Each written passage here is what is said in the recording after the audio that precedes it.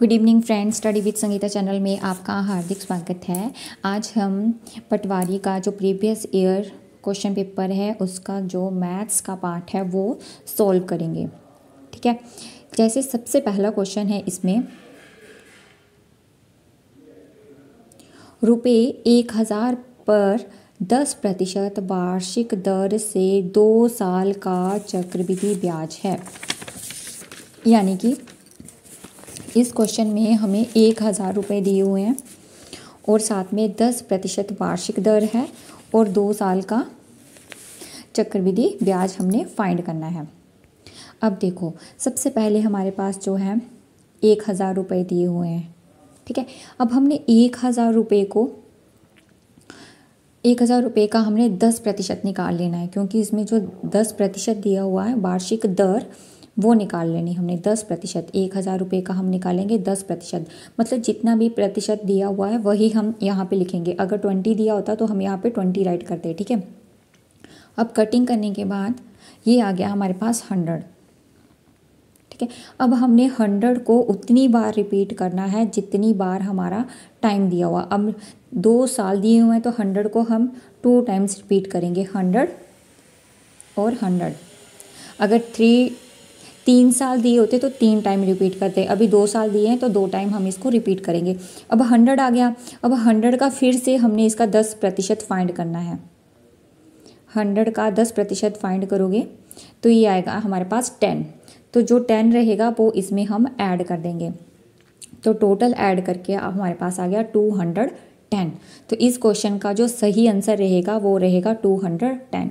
ये चक्रवृद्धि ब्याज फाइंड करने का एक इजी ट्रिक है। ठीक है, अब देखो एग्जाम्पल के लिए ध्यान से, अगर हमें दिया होता कि रुपये 12,000 रुपये दिए होते हमारे पास 12,000 और 10% दिया होता और साथ में टाइम भी मान लो 2 साल का ही है। ठीक है, तो 12,000 का पहले हम निकालते 10%। 10% निकालने के बाद हमारे पास आ गया 1200 रुपये। ठीक है, अब 1200 रुपये को हम उतनी बार रिपीट करेंगे जितना हमारे पास टाइम है। टाइम है हमारे पास 2 ईयर, तो ये आ जाएगा हमारा 1200 प्लस 1200। नेक्स्ट स्टेप क्या है हमारा, जो 1200 हमारे पास आया है उसका फिर से 10% निकालेंगे। 10% निकालने के बाद हमारे पास आ जाता है 120। अब जो ये तीनों नंबर हैं इनको हम ऐड कर देंगे, 1200 प्लस 120, ये तो 2500 जो है हमारा सही आंसर आ जाएगा। कहने का मतलब ये है कि चक्रवृद्धि ब्याज जब आप फाइंड करोगे, जो टोटल वैल्यू आपके पास है और जितने % उसने वार्षिक दर बोली है उससे पहले उसका प्रतिशत फाइंड करोगे। प्रतिशत फाइंड करने के बाद जितने साल दिए हैं उतने टाइम आप उसको राइट करोगे। ठीक है, जैसे 2 टाइम हमने राइट कर लिया 100, फिर उसका इसमें से एक 100 का निकालोगे 10%, उसके बाद जो आएगा वो इसमें ऐड हो जाएगा। ठीक है दोस्तों, अब देखो सेकंड क्वेश्चन है, एक रेलगाड़ी 3750 किलोमीटर की दूरी 25 घंटे में तय करती है, तो 1 घंटे में रेलगाड़ी की औसत तय दूरी कितनी होगी। अब दूरी का फॉर्मूला हमें आता ही है।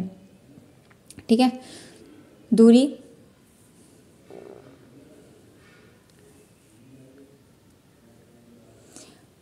रेलगाड़ी की औसत तय की गई दूरी कितनी होगी, तो क्या होगा, डिस्टेंस अपॉन टाइम।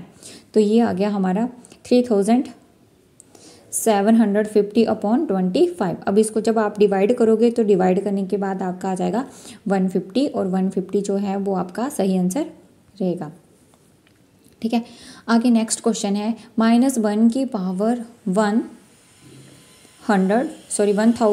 का मान है। अब एक बात याद रखना है, अगर किसी भी नंबर की पावर अगर इवन नंबर है, किसी भी नंबर की पावर में इवन नंबर है, यानी कि जो 2 से डिवाइड हो जाता है, जैसे जिनके लास्ट में 2, 4, 6, 8 और 0 आता है, वो होते हैं इवन नंबर। इवन नंबर है चाहे वो अंदर नेगेटिव नंबर है तब भी वो हमें पॉजिटिव वैल्यू देगा, अगर पॉजिटिव नंबर है तब तो वो हमें पॉजिटिव वैल्यू देगा ही। ठीक है, तो इसमें आपने कुछ नहीं करना है, इसमें लिखा हुआ है -1 की पावर 1000। 1000 हमारा इवन नंबर है और नीचे हमारा -1 है, तो ये पावर में है, पावर में है मतलब ये हमें पॉजिटिव वैल्यू दे देगा, बट किसकी देगा, 1 की। 1 आंसर आएगा इसका, ना कि -1000। तो इसका सही आंसर रहेगा हमारे पास 1। आगे देखो, अर्जुन की आयु श्रेया की आयु की दुगनी है। 5 वर्ष पहले उसकी आयु श्रेया की आयु की 3 गुनी थी। दोनों की आयु ज्ञात कीजिए। जब मैंने इस क्वेश्चन को सोल्व किया तो मेरा आंसर आ रहा था उसमें 10 और साथ में उसका 20, इसलिए इस क्वेश्चन में मुझे थोड़ा कन्फ्यूज़न है। इसकी मैं अलग से वीडियो बना के सेंड करूँगी आपको। आगे देखो, यदि वृत्त की परिधि 132 सेंटीमीटर हो तो उस वृत्त का क्षेत्रफल क्या होगा। सबसे पहले हमें फॉर्मूले आने चाहिए। वृत्त की परिधि मतलब 2πr और क्षेत्रफल πr²। तो 2πr कितना हमारे पास 132। r की वैल्यू यहाँ से आ जाएगी। कैसे, 2π का मान होता है 22/7 multiply r is equal to 132। Cutting कर दोगे 2 के टेबल से 6, 22 के टेबल से 3, तो r हमारे पास कितना आ गया 3।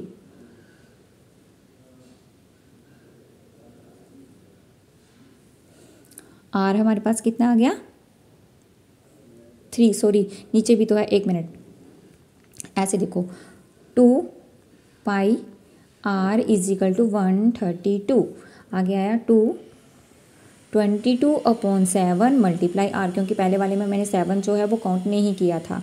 ऊपर वाला कटिंग करके हमारे पास आ गया 3, यानी कि r हमारे पास आया r is equal to 3 multiply 7। जो 7 दूसरी साइड डिनोमिनेटर में था वो दूसरी साइड न्यूमिनेटर में चला जाएगा और r आ गया हमारा 21। अब हम निकालना है वृत्त का क्षेत्रफल, वो हमारे पास होता है πr²। पाई कितना है 22/7 और r कितना है 21 मल्टीप्लाई 21। अब कटिंग करके मल्टीप्लाई करके हमारे पास जो इसका सही आंसर आ जाएगा वो आ जाएगा a। ठीक है, 1385 वर्ग सेंटीमीटर। अब नेक्स्ट क्वेश्चन देखिए, यदि 567 को 567 से भाग किया जाए तो भागफल क्या होगा। अब इसकी 2 ट्रिक हैं। सबसे पहले ये कि आप जो ऑप्शन है उसके साथ मल्टीप्लाई करके देख लो। जब आप इसके साथ मल्टीप्लाई करोगे तो ये सही आंसर नहीं देगा, ये भी सही आंसर नहीं देगा, ये भी सही आंसर नहीं, सही आंसर आएगा इसके साथ। ठीक है, और दूसरा ऑप्शन ये है कि जब आप इसको देखो 567 को 567 से डिवाइड करोगे तो 1 के साथ ये सारे तीनों डिजिट कंप्लीट होंगे। ठीक है, तो जब हम नेक्स्ट डिजिट उतारेंगे तो हमारे पास अकेला 5 आएगा। अब नेक्स्ट डिजिट 6 उतारने के लिए हमें एक 0 लगानी पड़ेगी, 7 वाला डिजिट लगाने के लिए एक और 0 लगानी पड़ेगी, तब हमारा 567 1 जा 567 आएगा। ये कंप्लीट हो गए 2 नंबर। अब लास्ट वाला जो 5 नंबर है वो उतरेगा नीचे, फिर 6 उतारने के लिए फिर 0 लगानी पड़ेगी, फिर 7 उतारने के लिए 0, फिर 1 के टेबल से जाएगा। तो इसका जो सही आंसर रहेगा वो रहेगा C। बट बेस्ट तरीका मेरे आइडिया से तो ये है कि फटाफट से मल्टीप्लाई करके इसको आंसर को ही चेक कर लो, क्योंकि कई क्वेश्चन ऐसे होते हैं जिसमें हमने आंसर को देख के टिक लगाना होता है। ठीक है, आगे देखो, नेक्स्ट है हमारा 3/4 की पावर 7 मल्टीप्लाई 4/3 की पावर 7। अब दोनों की पावर क्या है, दोनों की पावर 7 है, यानी कि सेम है। तो जो बीच वाले नंबर हैं उनको हम ऐसे राइट कर सकते हैं, देखो 3/4 मल्टीप्लाई 4/3, और जो इनकी पावर है उसको हमने ले लिया कॉमन, क्योंकि 7 है कॉमन आ जाएगा। 4 1 जा 4, 3 1 जा 3, अंदर रह गया 1, 1 की पावर 7, तो क्या रहेगा 1। ठीक है, पहले भी क्वेश्चन किया कि 1 की पावर में कोई भी नंबर आ जाए वो हमें 1 ही आंसर देगा। अब देखो नेक्स्ट क्वेश्चन है, उस गोले का आयतन जिसकी त्रिज्या 2d/3 है होगा। अब जो गोले का आयतन होता है वो हमारे पास होता है 4/3 पाई r³। ठीक है, अब त्रिज्या हमें दी हुई है, रेडियस हमें दिया हुआ 2d/3। ये तो आप फटाफट से मल्टीप्लाई करके कर सकते हो। कैसे, 4/3 ऐसे रहेगा, पाई ऐसे रहेगा। अब 2/d/3, 2d/3 मल्टीप्लाई 2d/3, ये 3 टाइम्स रिपीट हो जाएगा। अब ऊपर देखो 2 2 का 4, 4 4 का 4 4 का 16 और एक नीचे 2 रह गया, 16 2 का 32। अब देखो 32 दो ऑप्शन में आ रहा है, एक ए वाले में एक सी वाले में। 32 ऊपर की बात कर रही हूँ अभी। अभी नीचे देखो 3 1 जा 3, 3 3 का 9, 9 3 का 27, 27 3 का 81, ठीक है, 9 9 का 81। अब इसका जो सही आंसर रहेगा वो रहेगा हमारा ए।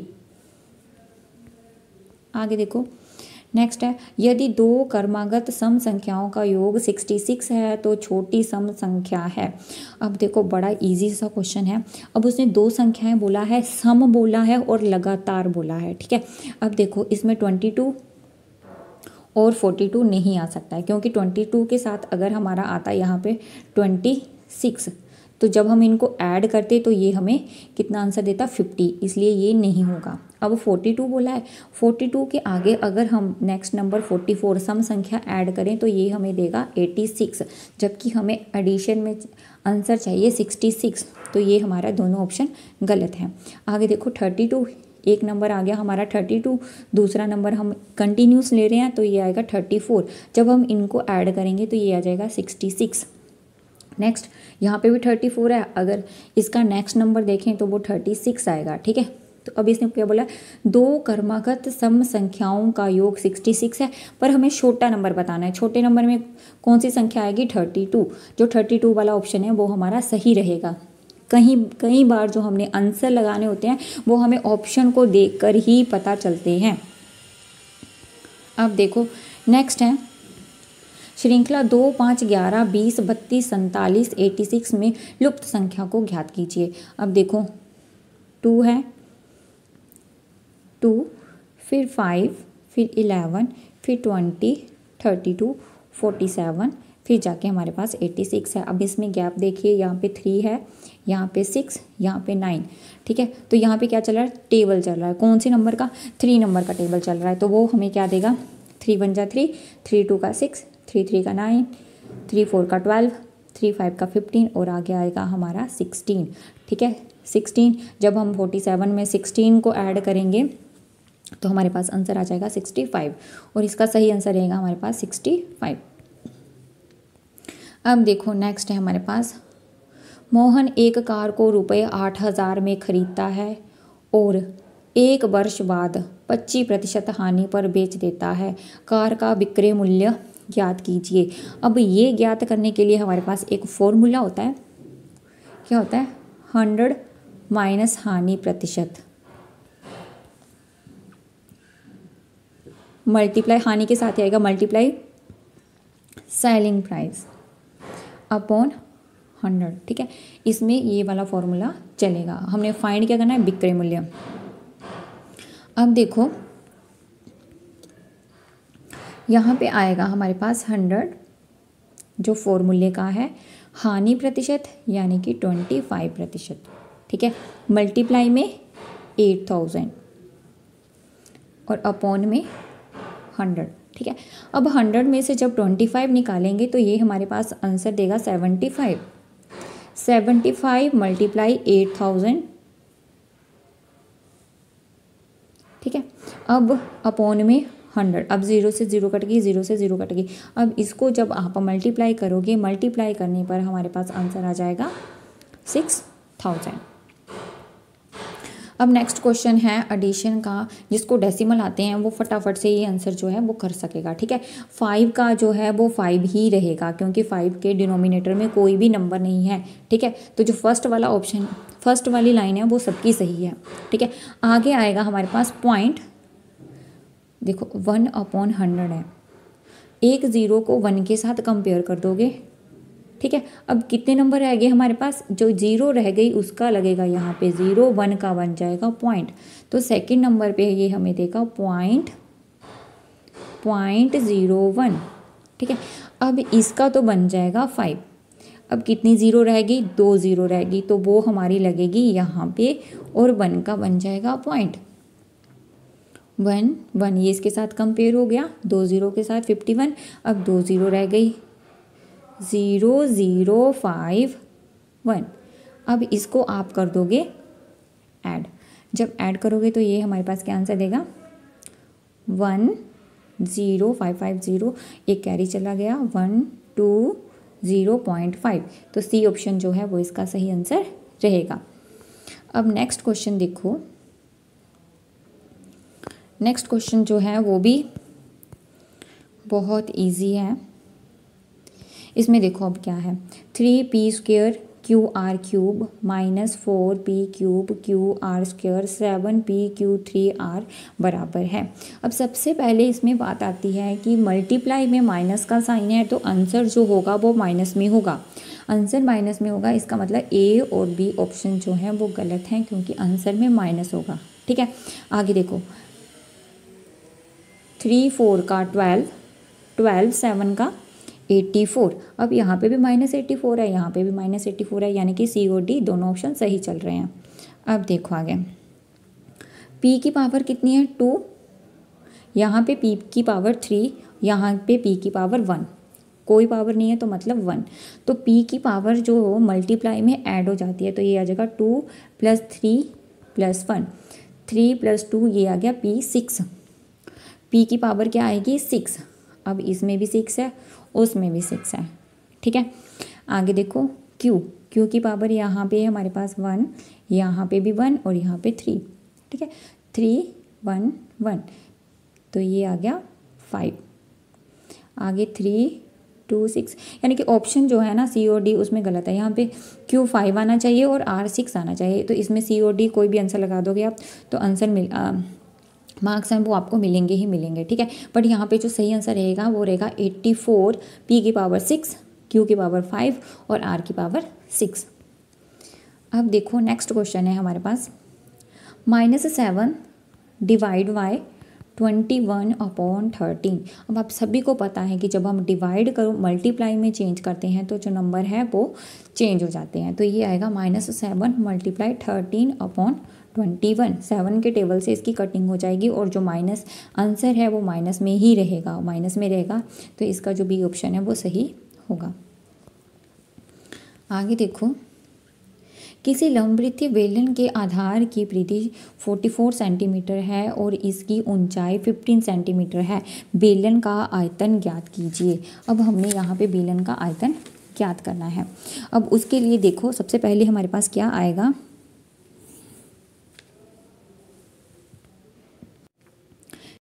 बेलन की परिधि।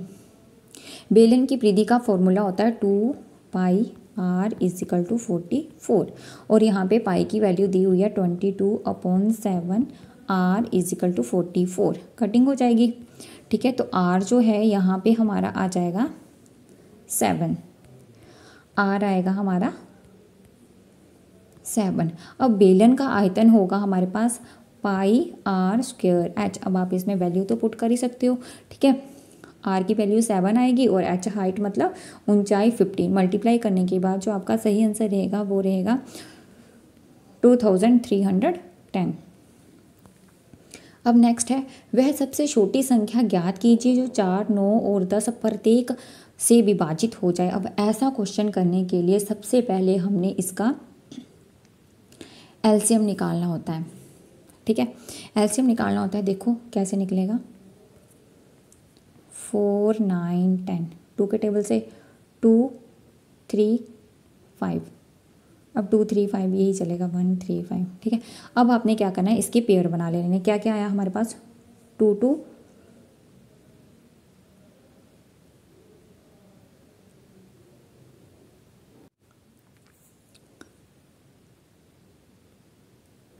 ये है हमारे पास, इधर देखो एक मिनट दोबारा से, ये आया हमारे पास 4 9 और 10। 2 के टेबल से मैंने पहले गलत कर दिया, 2 2 का 4, 9 का 9 ही रहेगा, यहाँ पे 5 आ जाएगा, 2 का 1 9 5। अब हम इसको लिख सकते हैं 2 × 2 × 3 × 3 × 5।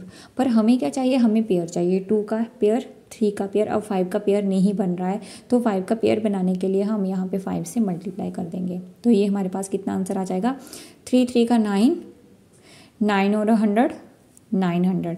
इसका जो सही आंसर रहेगा वो रहेगा 900। ठीक है, क्या निकालना है आपने निकालना है पहले एलसीएम और उसके पेयर बनाने हैं। अगर कोई नंबर सिंगल रह जाता है तो उसको भी पेयर में काउंट करना है, अपनी मर्जी से उसमें मल्टीप्लाई कर देना है सेम नंबर के साथ। अब देखो नेक्स्ट क्वेश्चन है हमें पास, एक व्यक्ति के वेतन में 10% वृद्धि होती है यदि उसका पूरा नया वेतन दिस वन है, तो इसका जो सही आंसर है वो रहेगा सी। अब देखो यदि 56 - 45 + 100x = 17 है तो x की वैल्यू ज्ञात कीजिए। अब सबसे पहले देखो ये माइनस में दिख रहा है आपको, सबसे पहले इसको माइनस कर दो। माइनस करने पे ये हमारे पास आ जाएगा 11 + 100x = 17। अब ये पॉजिटिव नंबर है, दूसरी साइड जाके नेगेटिव हो जाएगा, तो ये हमें आंसर दे देगा 100x = 6। अब हमें अकेले x की वैल्यू फाइंड करनी है, तो स्क्वेयरिंग बोथ साइड करने के बाद ये स्क्वेयर कट जाएगा और 6 का बन जाएगा हमारे पास 36। तो ए ऑप्शन जो है वो सही आंसर रहेगा। अब देखो नेक्स्ट 1y, एक मिनट कहाँ गया, 1y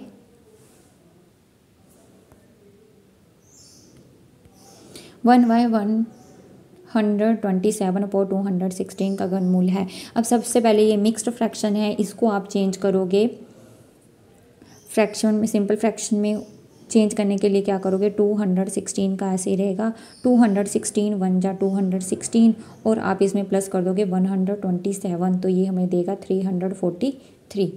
ठीक है, अब इसका जब घनमूल निकालोगे तो ये आएगा हमारे पास 7/6। 7/6 को अब इसने बोला है फिर से मिक्स्ड फ्रैक्शन में लिखना है, तो 7/6 को आप ऐसे डिवाइड करके देख सकते हो, तो ये आ गया 1, ऐसे घूमेगा 1/1/6, तो इसका सही आंसर रहेगा 1/1/6 यानी कि सी। ठीक है, पहले जो इजी क्वेश्चन है पहले वो करवा देती हूँ। अब देखो 2 की पावर 0, 3 की पावर 0, 4 की पावर 0 है, तो क्वेश्चन मार्क के स्थान पे क्या आएगा। अब किसी भी नंबर की पावर अगर 0 आ जाती है तो वो हमेशा 1 ही आंसर देगा, किसी भी नंबर, चाहे आप लिख लो 314 की पावर 0, तो ये 1 ही आंसर देगा। ठीक है, अब ऐड करना आप सभी को आता है। ठीक है, ऐड कैसे करना है, पॉइंटों के नीचे पॉइंट वाला नंबर लिखना है, जैसे पॉइंट फिर 042 फिर 0 जो भी आपके पास नंबर है वो आप लिखोगे, फिर ऐड कर दोगे। इनको ऐड करने के बाद आप इसमें से ये वाला नंबर जो है माइनस कर दोगे और आपके पास आंसर आ जाएगा बी। आगे देखो 2y 3/2 को प्रतिशत में लिखिए। अभी फिर से मिक्स्ड फ्रैक्शन है, इसको आप सिंपल फ्रैक्शन में चेंज करोगे तो ये आ जाएगा, इस दोनों को मल्टीप्लाई करोगे, ऊपर वाले को ऐड कर दोगे, 2 का 4 + 3 7/2। अब इसको 100 से कर दोगे डिवाइड प्रतिशत फाइंड करने के लिए, ये आ गया 50 × 7, ये आ गया 350%। अब जो ऊपर वाला क्वेश्चन रहता था देखो 4, 6, 12, 15 का लघुत्तम समावर्त ज्ञात कीजिए, वो मैंने यहाँ पे साइड में किया भी हुआ है, अब मैं राइट नहीं करूँगी, इसी के ऊपर समझा दूंगी। 4, 6, 12, 15 सबसे स्मॉलेस्ट नंबर लोगे, 2 के टेबल में 4 भी आता है, 6 भी आता है, 12 भी आता है, इस तरह से करके जो इसका 60 आंसर आ जाएगा। अब आगे देखो यदि एक 240 मीटर लंबी रेलगाड़ी एक खंभे को 16 सेकंड में पार कर लेती है तो उस रेलगाड़ी की चाल ज्ञात कीजिए। अब चाल ज्ञात करने के लिए जो हमारे पास फॉर्मूला होता है वो होता है डिस्टेंस अपॉन टाइम। सबसे पहले आपने क्या करना है 240/16 240/16 की कटिंग करने के बाद आपके पास आ जाएगा 15 मीटर पर सेकंड में आंसर आया। ठीक है, बट हमें जो आंसर है वो किलोमीटर पर आवर में चाहिए, तो आप क्या करोगे, मीटर को पहले किलोमीटर में चेंज करोगे, तो मीटर का आएगा 1/1000 और सेकंड का आएगा 1/3600। ठीक है, अभी इस तरह से आ गया तो आप इसको लिखोगे 1/1000 × 3600। अब हमारा 15 रह गया, 15 को यहाँ पे मल्टीप्लाई करोगे। ठीक है, कटिंग करने के बाद जो है आपके पास यहाँ पे आ जाएगा 182 के टेबल से 5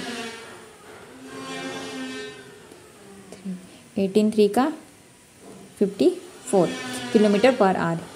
ठीक है, अब देखो एक गांव की आबादी 5000 है और 2% की दर से हर वर्ष बढ़ती है। 2 वर्ष बाद जो गांव की आबादी है वो कितनी होगी। अब इस तरह के क्वेश्चन जो हैं वो बार बार पूछे जाते हैं, ठीक है। तो आपने सबसे पहले इस क्वेश्चन में क्या करना है, टोटल आबादी कितनी है 5000, ठीक है। फिर आप करोगे 1 + r कितना है हमारे पास 2%, ठीक है, अपॉन 100।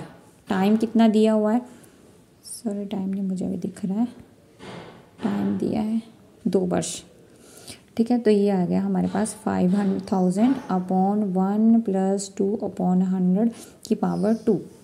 अब आप इसको सोल्व करोगे। सोल्व करने के लिए आप सबसे पहले अंदर एलसीएम लोगे। एलसीएम लेने के बाद आपके पास यहाँ पे आ जाएगा 5000 मल्टीप्लाई 102 अपॉन 100, इसकी पावर आ जाएगी 2। अब 2 टाइम्स है तो आप इसको 2 टाइम्स राइट करोगे। कैसे, 5000 मल्टीप्लाई 102 अपॉन 100 मल्टीप्लाई 102 अपॉन 100। अब जो कटिंग होती है उसको कटिंग कर दो, जो मल्टीप्लाई होता है उसको मल्टीप्लाई कर दो। तो ये आ गया हमारे पास 5151, 102 मल्टीप्लाई 51। जब इसको आप मल्टीप्लाई करोगे तो ये हमें देगा आंसर 5202। थैंक यू दोस्तों, मेरे चैनल को लाइक शेयर और सब्सक्राइब ज़रूर करें ताकि मैं आपके लिए और वीडियो बना सकूं। और अगर इसमें से आपका कोई क्वेश्चन क्लियर नहीं हुआ है तो आप मुझे कमेंट बॉक्स में राइट कर सकते हैं ताकि मैं आपको वो क्वेश्चन दोबारा से अच्छे से समझा सकूंगी। थैंक यू दोस्तों।